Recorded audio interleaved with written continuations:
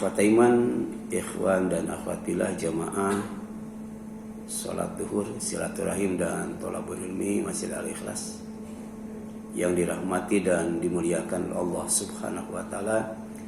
Puji dan syukur kita panjatkan kepadanya karena masih memberi kesempatan kepada kita untuk meningkatkan kualitas iman kita, kualitas ilmu kita, dan kualitas amal kita dengan mengaji dan mengkaji al-Islam yang bersumber dari Al-Quran dan As-Sunnah yang merupakan pedoman hidup kita untuk mendapatkan keamanan, kebahagiaan, kesuksesan dan keselamatan hidup baik di dunia yang fana ini maupun di akhirat yang kekal abadi nanti. Amin ya Allah ya Rabbal Alamin. Kalau Rabu 2 pekan yang terlalu kita sudah mengkaji yakin dan tawakal yang difirmankan oleh Allah dalam Al-Quran, maka pada Rabu hari ini kita akan coba melanjutkan kajian kita, yaitu yakin dan tawakal yang disabdakan oleh Rasulullah SAW. Ya. Terdapat dalam kitab Riyadhus Shalihin bab 7, ya, hadis nomor 74 dan 76.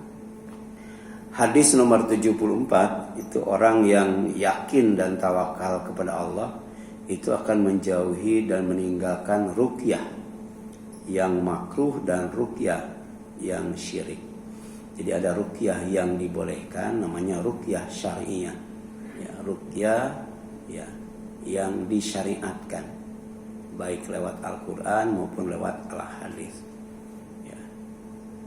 Yang kedua ruqyah yang tidak disyariatkan, ya, yaitu ruqyah yang dilarang, ruqyah yang diharamkan, ruqyah yang di dalamnya itu mengandung unsur syirik. Ya. Ini dilarang dalam Islam. Nah, orang yang yakin kepada Allah, tawakal kepada Allah, tidak akan melakukan ruqyah yang berbau syirik. Yang di dalamnya ada jampi-jampi, ada mantra-mantra, jam-jawokan, ya. Kemudian menggunakan bahasa yang tidak dimengerti. Ya. Kalau Al-Quran kan bahasanya bahasa Arab, ya. Kalau doa yang dicontohkan oleh Nabi SAW yang berkaitan dengan ruqyah itu pun pakai bahasa Arab, bahasa yang dipahami. Berbeda dengan ruqyah yang berbau syirik, ya, yang namanya mantra. Ya. Itu tidak dipahami artinya. Kemudian orang yang yakin dan tawakal kepada Allah akan menjadikan Allah sebagai sandaran. Ya. Dalam apa? Dalam mendapatkan petunjuk hidup agar aman, bahagia, sukses dan selamat di dunia dan di akhirat. Yang kedua, dapat agar mendapatkan kekuatan hidup sehingga musuh, siapapun musuh kita, ya, baik setan, hawa nafsu, ya, orang kafir, ya, kemudian orang munafik, tidak akan mengalahkan kita. Kita mampu mengalahkan semua musuh yang menghalangi hidup kita. Ya, kenapa? Kita dikasih kekuatan oleh Allah Azza wa Jalla. Itu tawakal. Yang ketiga, ya, untuk mendapatkan kemuliaan hidup di dunia sebagai orang yang bertakwa, karena inna akramakum indallahi atqakum. Tidak ada manusia yang lebih mulia daripada orang yang bertakwa. Nah, di akhirat, ya, kita mendapatkan kemuliaan sebagai penghuni surga. Karena kata Allah, ulaika fi jannatin mukramun. Ya, mereka di surga, ya, yang tinggal di dalamnya adalah orang-orang yang dimuliakan. Full service, ya. Mendapatkan pelayanan yang penuh dengan serba ada dan serba bonus. Tidak hanya menyenangkan tapi juga memuaskan. Ya. Kenapa? Karena Allah Sang Maha Pemberi petunjuk. Ya, Allah Sang Maha, ya, gagah dan perkasa. Tidak ada yang lebih kuat daripada Allah, dan Allah juga yang Maha Mulia. Kita kan sering berdoa, Allahumma antas salam wa minkas salam tabarakta ya dza jalali wal ikram. Kalau kita mau mendapatkan keselamatan, mau mendapatkan keberkahan, mau mendapatkan keagungan, mau mendapatkan kemuliaan, mintalah kepada Allah, karena Allah adalah pemiliknya. Dan ini disabdakan oleh Nabi sallallahu ya. Jadi uridot alayya al-umam. Ketika Isra dan Mi'raj, Allah memperlihatkan kepadaku ya beberapa umat ya. Kemudian aku melihat Nabi ya yang bersamanya beberapa orang. Jadi Rasul diperlihatkan ada Nabi yang pengikutnya cuma beberapa orang saja. Kemudian wan nabi ma'hu ar-rajul warujalan ya. Ada juga Nabi ya yang pengikutnya cuman 2 orang atau cuman 1 orang ya. Jadi ada Nabi yang pengikutnya beberapa orang, ada Nabi yang pengikutnya 1 orang, ada Nabi yang pengikutnya ya 2 orang. Wan nabi walaisa ma'ahu ahadun, dan Nabi lain yang tidak ada seorang pun bersamanya, tidak punya pengikut loh ya. Padahal ditugaskan untuk berdakwah, tapi kemudian sampai akhir hayatnya tidak ada pengikutnya ya. Itu ketika beliau diperlihatkan umat-umat ya yang kemudian ya, dipimpin oleh Nabi. Tapi ada Nabi yang tidak punya umat sama sekali. Kemudian ya ketika ya aku melihat ya diangkat, aku melihat ya kumpulan yang banyak, dan aku mengira itu adalah umatku, tapi dikatakan kepadaku ya itu adalah Musa dan kaumnya ya. Jadi Nabi Musa itu termasuk ya nabi yang pengikutnya banyak banget ya. Kemudian ya aku melihat kepada ufuk ya, dan aku melihat ya ada ya kumpulan manusia yang sangat banyak sekali. Kemudian dikatakan kepadaku undur ilal ufuk al-akhir ya, lihatlah ke ufuk yang lain. Faida sawadun azim, aku melihat ternyata ada kumpulan manusia yang banyak sekali. Faqilali, kemudian dikatakan kepadaku hadhihi ummatuka, inilah umatmu. Jadi ternyata Nabi yang umatnya paling banyak itu umat Nabi Muhammad SAW. Dan yang kedua baru umat Nabi Musa alaihissalam. Tapi kemudian di samping itu wa ma'hum sab'una alfan yadkhuluna jannah bighairi hisab wala azab. Ya, di antara umat Nabi Muhammad SAW itu ada 70.000 manusia yang masuk surga tanpa dihisab dan tanpa diazab. Ini golongan yang istimewa ya. Kemudian Rasul lalu masuk ke rumahnya, dan para sahabat pun memperbincangkan siapa mereka yang masuk surga tanpa hisab dan tanpa azab itu ya. Yang kuotanya cuma 70.000. Bayangkan, sejak Rasul diutus sampai hari kiamat, berapa juta, berapa miliar itu umatnya. Tapi yang masuk surga tanpa dihisab, tanpa diazab itu cuma 70 orang. Maka kemudian para sahabat itu memperbincangkan siapa sebenarnya yang 70 orang itu. Nah, di antara mereka ada yang berpendapat bahwa yang 70 orang itu adalah yang menemani Rasulullah SAW. Orang yang dekat dengan Rasul, para sahabat yang dekat dengan Rasulullah SAW. Tapi sebagian daripada sahabat juga ada yang berpendapat bahwa bisa jadi ya mereka adalah yang dilahirkan dalam Islam, tapi kemudian dia tidak pernah menyekutukan Allah sedikit pun dengan apapun, dengan siapapun ya. Kemudian banyak juga sahabat yang lain dengan ya berpendapat masing-masing yang beda-beda ya. Nah, kemudian Rasul baru keluar ya menemui para sahabat dan berkata, "Malladzi takhuduna fi?" Apa yang sedang kalian perbincangkan? Maka para sahabat menjelaskan bahwa mereka itu sedang memperbincangkan ya umat Rasulullah yang 70.000 orang yang masuk surga tanpa dihisab dan tanpa diazab. Maka apa kata Rasul? Ya, mereka yang orang yang masuk surga tanpa hisab dan azab itu adalah pertama, alladzina la yarqun, mereka yang tidak meruqyah. Yang kedua, wala yastarqun, dan mereka tidak minta diruqyah. Tapi ini maksudnya bukan ruqyah yang syar'iah. Mereka meruqyah dengan ruqyah yang tidak disyariatkan, yang berbau syirik. Mereka juga minta diruqyah dengan ruqyah yang berbau syirik. Itu apa namanya? Orang yang masuk surga tanpa dihisab dan tanpa diadab. Jadi mereka tidak pernah meruqyah dengan ruqyah yang syirik, ya, ruqyah yang tidak disyariatkan, dan juga tidak minta diruqyah dengan ruqyah yang berbau syirik dan tidak disyariatkan. Kemudian wala yatatayyarun, dan mereka tidak melakukan ya yang namanya ya anggapan atau keyakinan yang dihubungkan dengan binatang. Ya. Nah, di Sunda itu ada, kalau ada burung apa gitu, berarti ada yang mati. Ya. Kalau ada kupu-kupu ada tamu. Kalau ada ayam jantan berkokok, berarti ada anak yang lahir hasil zina, kan begitu ya. Nah, itu dihubungkan dengan binatang. Nah, orang yang masuk surga tanpa dihisab dan tanpa diazab itu tidak boleh keyakinan seperti itu. Ya, ada orang yang tawakalnya kepada toke, ya toke, berangkat. Pas depan pintu toke, tidak jadi berangkatnya. Ya, terus saja. Ya. Jadi mereka menyandarkan keyakinannya itu, nasibnya itu kepada selain Allah. Di antaranya kepada binatang. Namanya totemisme. Ya. Jadi ada orang yang punya keyakinan bahwa binatang itu punya kekuatan. Ada animisme, bahwa ruh ya itu punya kekuatan. Ada juga yang namanya dinamisme, benda-benda mati punya kekuatan. Nah, orang yang tawakal dan yakin kepada Allah tidak melakukan itu. Ya, wa ala rabbihim yatawakkalun.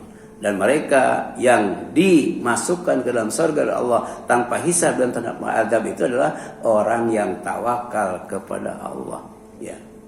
Di antaranya dalam surat Al-Anfal dijelaskan orang yang tawakal kepada Allah itu dia selalu menjalin hubungan dengan Allah melalui ya, mendirikan sholat, baik sholat sendiri ataupun sholat berjamaah, sholat fardu ataupun sholat sunnah. Itu menjaga tawakal kepada Allah secara vertikal. Tapi ada menjaga tawakal kepada Allah itu secara horizontal. Jadi sebagian rezeki yang Allah berikan, sebagian rezeki yang Allah titipkan, sebagian rezeki yang Allah amanahkan, dia sisihkan dalam bentuk zakat, infak, dan sedekah. Itu juga membentuk tawakal. Dan itulah diantara orang yang dijamin masuk surga tanpa hisab dan tanpa azab. Dan kuotanya sangat sedikit, cuma 70.000 orang. Faqoma Ukasah, waktu itu ada sahabat yang namanya Ukasah. Namanya Ukasah bin Mihsan. Dia berkata, Ya Rasulullah, doakan aku agar aku termasuk yang 70.000 orang itu, ya, yang dimasukkan ke surga tanpa hisab dan tanpa azab. Faqala, kata Rasul, anta minhum, kamu termasuk yang 70.000 orang itu. Tsumma qama rajulun, kemudian setelah itu ada ya yang berdiri lagi seorang, ya. Kemudian faqala, dia berkata, udzullaha ayaj'alani minhum, ya Rasulullah, aku juga doakan supaya aku termasuk yang 70 orang itu yang masuk surga tanpa diazab, tanpa dihisab.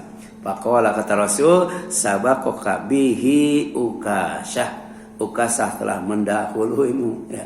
Jadi yang 70.000 itu sudah habis kuotanya, ya. Jadi 70.000 itu di zaman sahabat saya sudah habis, ya.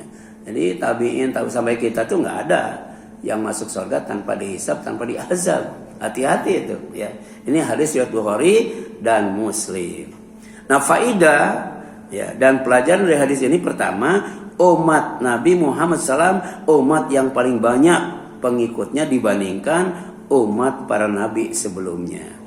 Di antara umat Nabi Muhammad SAW terdapat golongan istimewa yang masuk surga tanpa dihisab dan tanpa diazab. Jumlahnya hanya 70.000 orang, yaitu orang yang tidak meruqyah dengan ruqyah yang syirkiyah, ya, tidak minta diruqyah dengan ruqyah yang makruh, yang dibenci karena mengandung unsur syirik. Kemudian tidak meminta orang lain untuk meruqyah mereka karena bertawakal kepada Allah. Nah, ruqyah itu boleh dan tidak makruh jika dilakukan dengan bacaan Al-Quran atau doa-doa yang dikenal. Jadi ruqyah itu doa yang diambil dari Al-Quran dan As-Sunnah. Misalnya sebelum tidur baca ayat kursi, itu ruqyah. Atau diambil dari hadis Nabi. Begitu keluar rumah kita baca Bismillahirrahmanirrahim, tawakkaltu 'alallah, la haula wala quwwata illa billah. Itu ruqyah. Untuk apa? Untuk supaya kita sampai kepada tujuan. Supaya apa yang kita inginkan Allah penuhi, apa yang kita butuhkan Allah cukupi, dan dalam waktu yang sama selama perjalanan menuju tempat yang dituju Allah jauhkan diri kita dari setan. Itu ruqyah namanya, ya. Kemudian ruqyah itu boleh tidak makruh jika dilakukan dengan bacaan Al-Quran atau doa-doa yang dikenal, ya.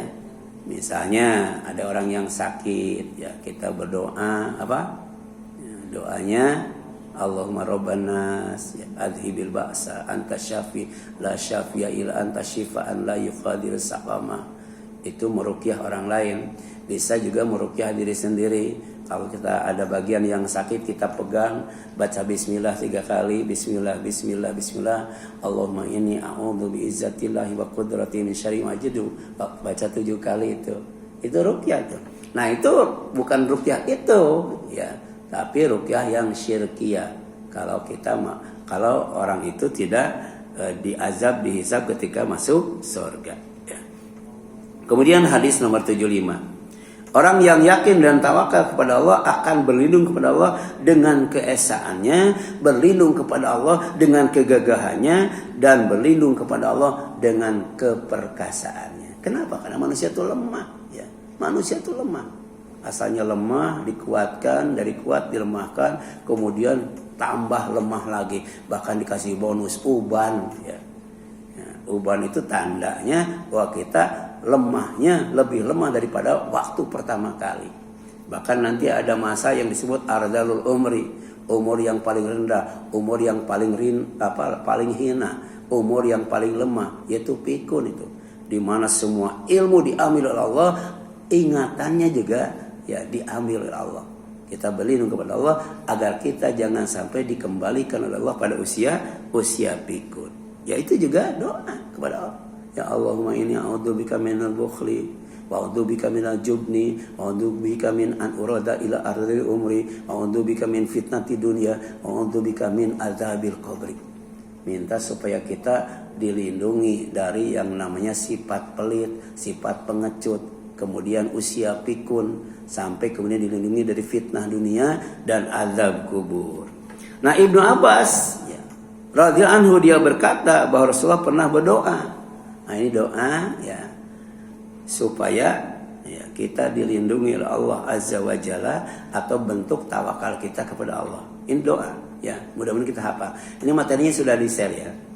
Jadi bentuk, ya, bukti bahwa kita itu yakin dan tawakal kepada Allah, di antaranya kita berdoa yang diajarkan oleh Allah. Apa doanya? Allahumma laka aslamtu, ya Allah, kepadamu aku berserah diri. Nah, nih, tawakal itu berserah diri.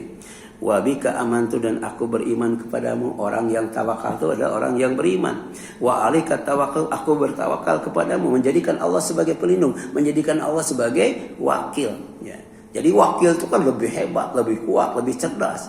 Makanya ada wakil rakyat. Wakil rakyat itu berarti lebih cerdas, lebih hebat, ya, daripada yang namanya rakyat. Bahkan kemudian gajinya juga lebih gede karena wakil, kan? Wakil. Nah, kita jadikan wakil itu bukan manusia tapi Allah. Namanya tawakal. Wa ilaika anabtu, aku pun kembali kepada Allah. Ya, inna lillahi wa inna ilaihi rajiun. Kalau ada persoalan yang kita hadapi, kembalikan kepada Allah supaya hidup tenang, ya. Sakit, kembalikan kepada Allah, ya. Kematian, kembalikan kepada Allah. Kehilangan, kembalikan kepada Allah. Semua persoalan hidup itu kembalikan. Itu orang yang tawakal. Ya, wabika khasamtu, dan dengan pertolonganmu aku berdebat membela kebenaran. Debat juga itu dalam bentuk tawakal kepada Allah, ya. Kita minta dibimbing oleh Allah ketika berdebat. Rabbi shrah li sadri wa yassir li amri wahlul 'uqdatam min lisani yafqahu qawli. Allahumma anfa'na bima 'allamtana wa 'allimna ma yanfa'una wa zidna ilma. Allahumma arina haqqo haqqo warzuqna tiba'ah wa arina batila batila warzuqna ijtinaba. Itu bentuk tawakal kepada Allah. Kemudian Allahumma inni a'udzu bi izzatika, ya Allah, aku berlindung dengan keperkasaanmu, kegagahanmu. La ilaha illa anta, tidak ada Tuhan selain engkau, ya. Antudillani, agar engkau tidak menyesatkanku. Antal hayyu alladzi la yamut, engkaulah zat yang hidup yang tidak akan mati. Wal jinnu wal insu yamutun, sedangkan jin dan manusia semuanya akan mati. Hadis riwayat Bukhari dan Muslim. Silakan nanti dibuka, dibaca, dihafalkan. Kita bisa baca setelah sholat, setelah zikir, atau ketika sujud. Nah, doa ini dibaca oleh Rasulullah ketika hendak tidur bahkan. Ketika hendak tidur, dalam hadis ini berisi perintah berlindung kepada Allah serta berpegang teguh kepadanya. Barang siapa yang mencari kemuliaan bukan dari Allah, niscaya ia akan hina. Siapa yang mencari petunjuknya bukan dengan petunjuk Allah, pasti sesat.